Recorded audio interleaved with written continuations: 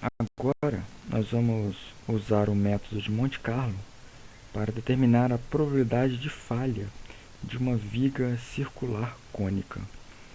O método de Monte Carlo ele é muito útil para a gente entender e modelar o impacto das incertezas em alguns sistemas. No nosso caso aqui agora, o sistema de interesse é um modelo estrutural que já é conhecido de alguns de vocês. Para isso, nós vamos considerar uma viga com a seção circular em balanço, como está mostrado nessa figura aqui. Essa viga ela tem uma seção cônica, a seção maior tem raio R1, a seção menor tem raio R2 e essa viga prismática, o raio da seção transversal varia de R1 até R2 à medida que caminhamos de 0 até o comprimento L. Essa viga também está submetida a uma força F, uma força de intensidade F, que faz um ângulo θ com a horizontal. O que nós queremos aqui é determinar a deflexão causada por essa força F que está atuando na extremidade da viga. Bem, o deslocamento na direção da força ele é determinado por essa expressão, como está mostrado aqui.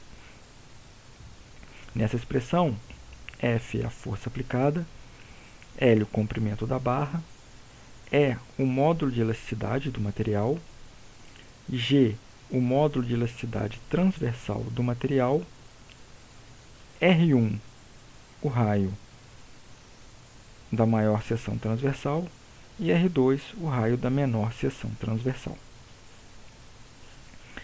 Esse deslocamento, como foi informado, ele ocorre na direção da força F. Com isso, as deflexões horizontais e verticais dessa viga, elas são dadas por ΔX, que é delta cosseno do ângulo θ, e ΔY, que é o delta, que é calculado ali em cima, cosseno do ângulo θ. As constantes do material, E e G, são dados como 70 gigapascal e 9 gigapascal, respectivamente. Agora, vamos supor que, por uma série de motivos, nós temos incertezas no comprimento da viga, nos raios R1 e R2, no ângulo θ e também na intensidade da força F. Essas incertezas podem ser causadas por uma série de motivos, como por exemplo, a destreza de algum operador,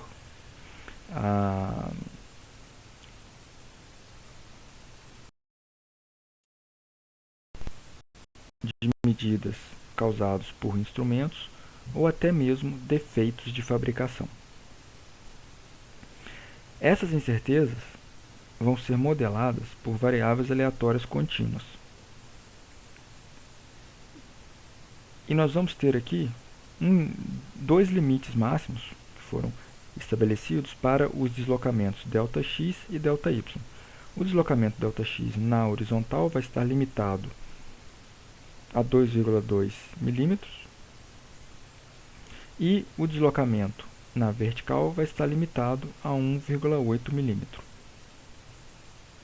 Nessas condições, nós queremos determinar a probabilidade de falha dessa estrutura. E aqui nós vamos considerar a probabilidade de falha como o deslocamento ser maior do que o limite máximo. Observem que as incertezas colocadas dessa forma,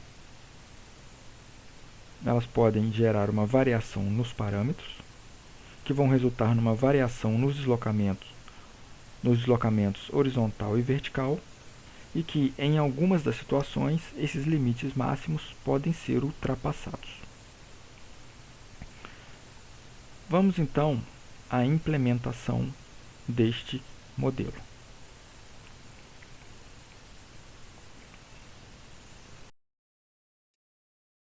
Aqui nós importamos os pacotes, o pacote de computação numérica e o pacote gráfico.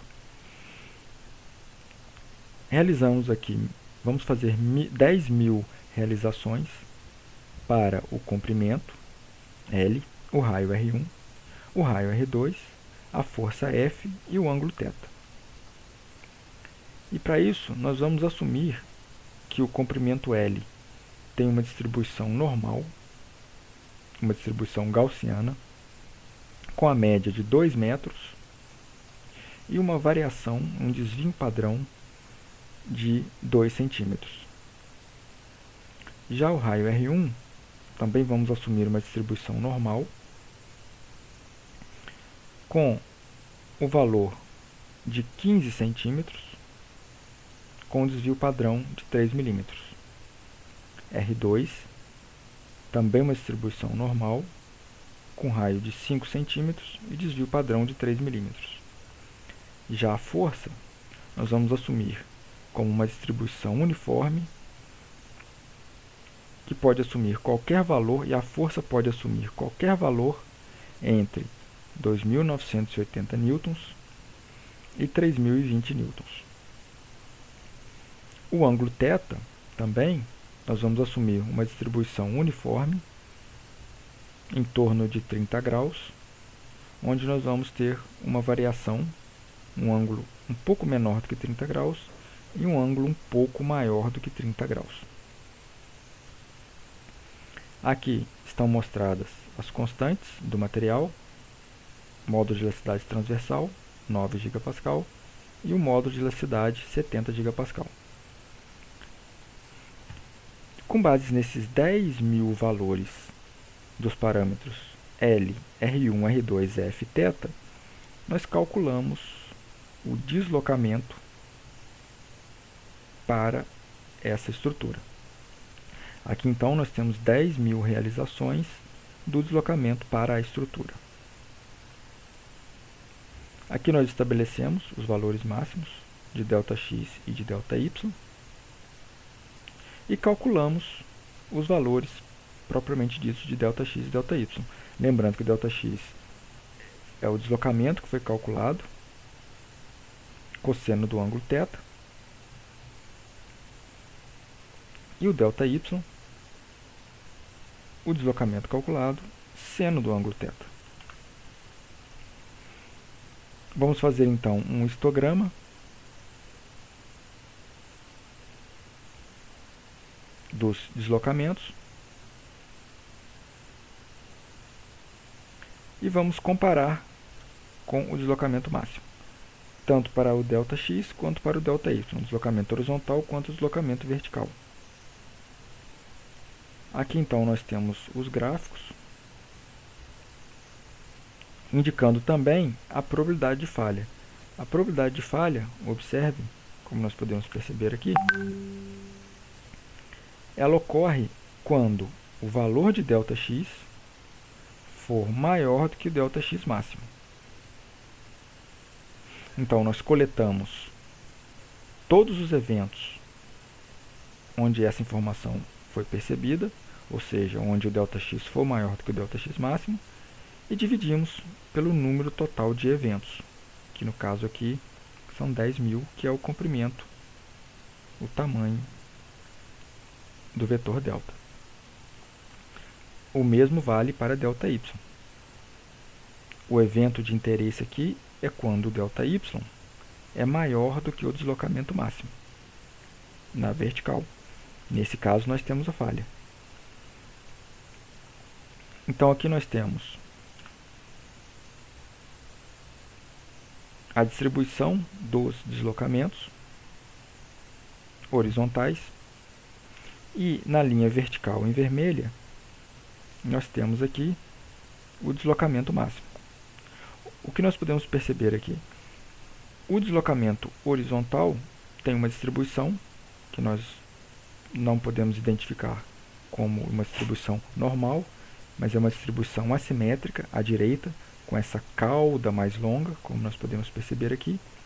E uma coisa que nós percebemos que, ao realizar esses eventos, algumas realizações ficam abaixo do deslocamento máximo e outras ficam acima. Onde o deslocamento da estrutura for maior do que o deslocamento máximo, nós temos a falha. E a falha ela é calculada como a razão entre o número de eventos onde o deslocamento for maior pelo número total. Em outros termos, a probabilidade de falha é a área à direita da linha vermelha dividido pela área total abaixo dessa curva.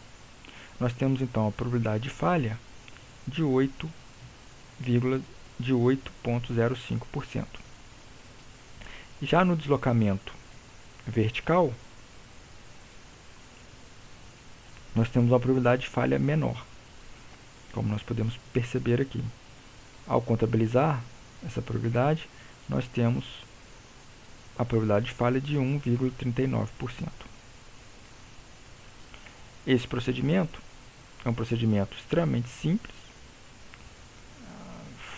como podemos perceber aqui, fortemente computacional, e que nos ajuda a entender como que se dá o efeito de incertezas em sistemas.